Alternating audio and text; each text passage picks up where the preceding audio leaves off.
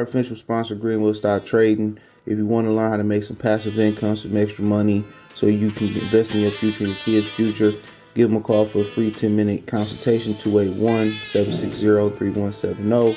Go get to the bag.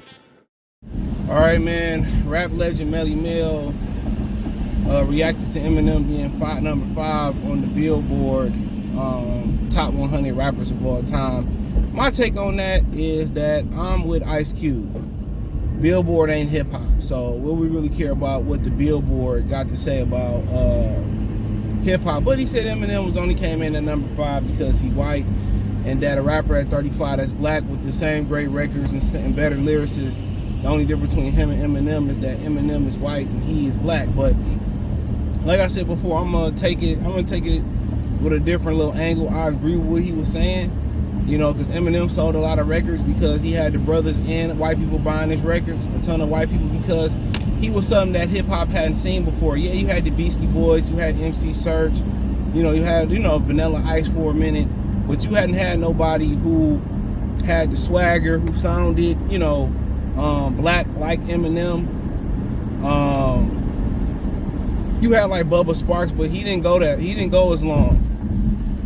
And a lot of that had to do with Dr. Dre co-signing Eminem. You know, and he gave Eminem the sound. You know, Fat Joe, a few other people passed up on Eminem. And, you know, Eminem had Dr. Dre. He was looking for a revival. It was a good fit. Then don't forget he put 50 on Eminem. But, you know,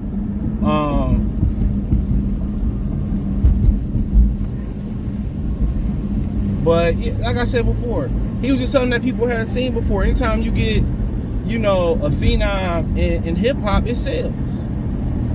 You know what I'm saying? That right perfect storm. You know, 50 dropped hard, Nelly dropped hard, but Eminem was a white dude.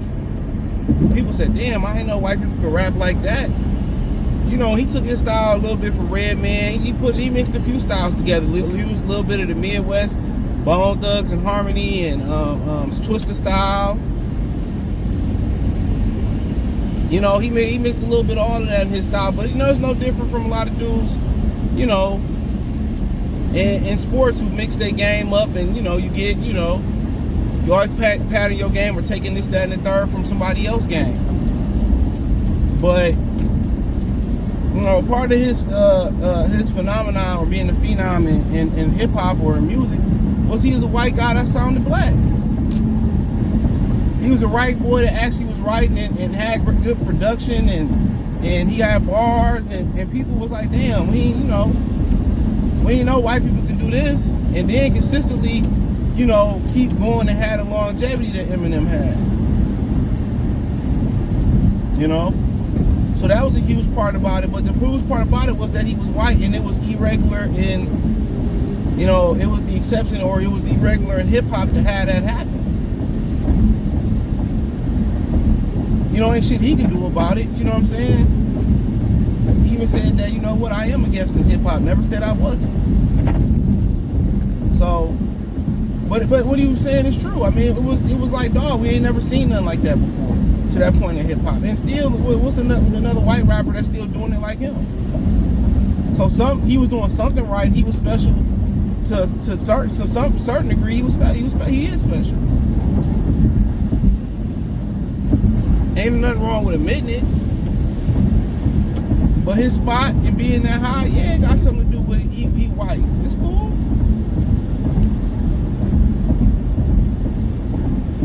It is what it is. He sold a lot of records. He had brothers and white people buying his records. You know? Because it was something that people hadn't seen before. And one thing about hip hop, it ain't been black gatekeepers in hip hop since Biggie and Pac died. Remember Biggie ended Kwame the polka dot career on Unbelievable.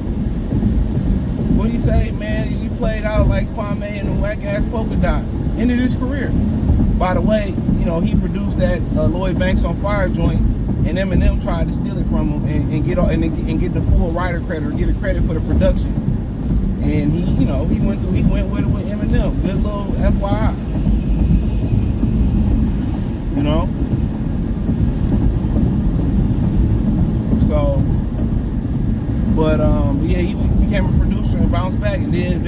Diesel's cousin, for people who don't know that. People claim that Vin Diesel ain't black. But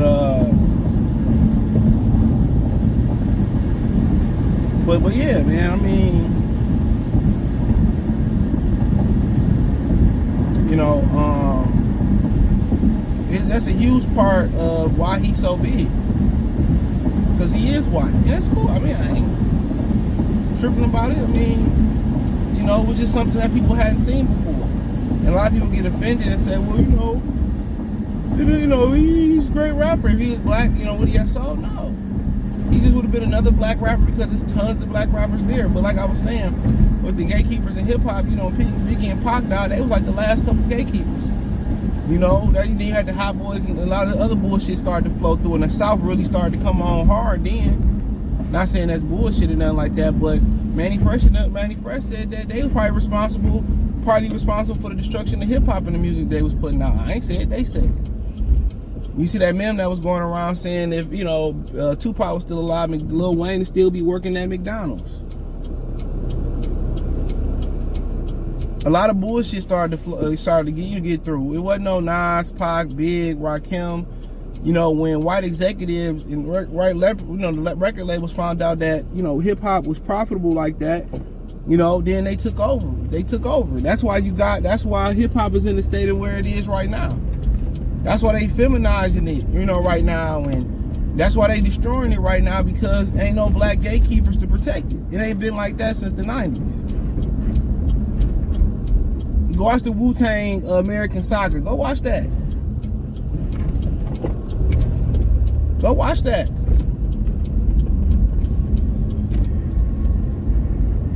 Go watch that.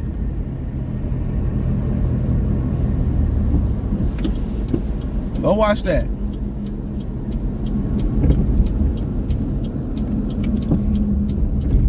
It tell you everything you need to know, and you know, watch that. They didn't think the record executive father didn't think hip hop was gonna be big or wasn't gonna take off, and when they seen how profitable it could be, come on, they said we gonna take the wheel now.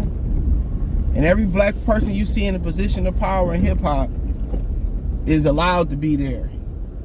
And they rich slaves, or some of them are wealthy slaves. And that's a fact. Some of them dudes are wealthy slaves. You know? Some of them dudes are wealthy slaves. They still got to answer to them. You know, Jay-Z just, you know, played the game. He ain't no gatekeeper, bro. He just gonna ride. He gonna just, you know, ride the wave he you know, they tell him to. He gonna get his money and shut up.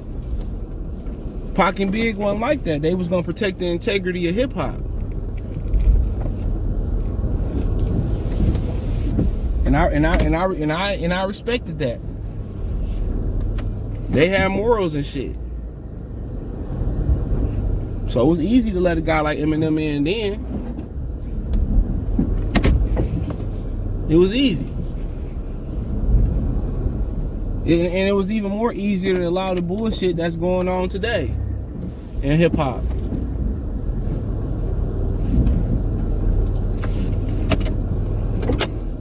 It was easier to allow the bullshit that's going on today in hip hop now.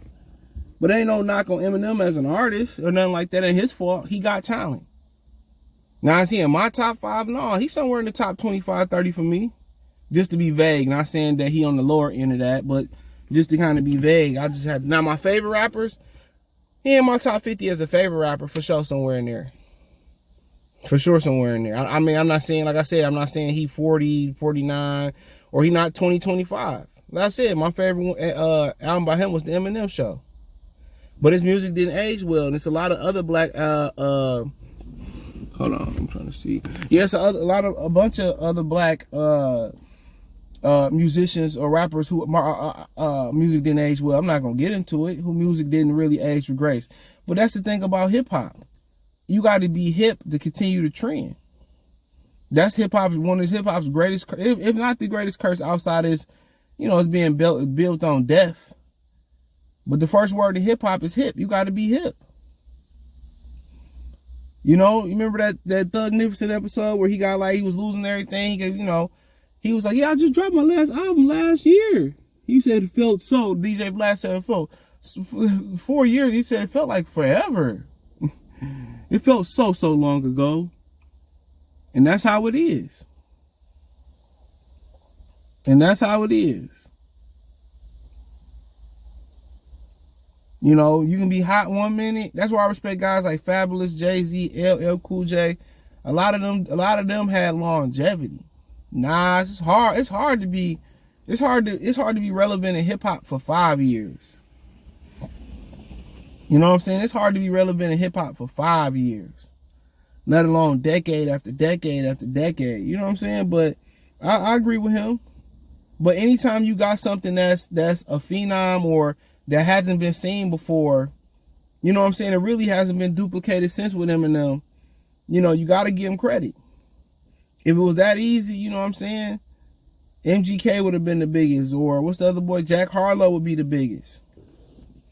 You know, he opened the door. You know, Bubba Sparks could have been the biggest. And then too, just because you sold records don't make you a great rapper. MC Hammer, didn't he go diamond? Didn't Big Willie Style go ride a diamond? And people, you know, think Will Smith corny. That don't really mean nothing. You know what I'm saying? Nelly sold a shit ton of records. You know? And don't nobody consider Nelly the greatest rapper of all time. No offense, and I love Nelly. Ja Rule sold a shit ton of records. 50 sold a shit ton of records. You know, I guess if you putting a rap, you know, list together, I guess record sale is a great. It got to be part of it. But we just talk. It's a lot of albums, you know, that people felt that was probably, you know, just as good as Get Rich or Die Trying, that didn't get the publicity. That was commercial success. And, you know, Chameleonaire talked about how he had to pay to get Riding Dirty to #1 and how payola is real. So DJ Quick was just speaking about Dr. Dre, which he said, well, I should be up there with Dr. Dre, but I didn't have a machine behind me. And he might not be lying. He's not lying either. Quick could really rap too and pen and shit. And was a great producer. So having a machine behind you and payola is real, bro. And that's no knock on 50. That's no knock on Eminem. That's no knock on Dr. Dre. That ain't what I'm here to do. But he's absolutely right about that. So that's why kind of record sales kind of like, you know, that's kind of why you can exempt it from an argument. Because a lot of it got to do with commercial radio play. I think Supreme Clientele is one of the greatest rap albums of all time.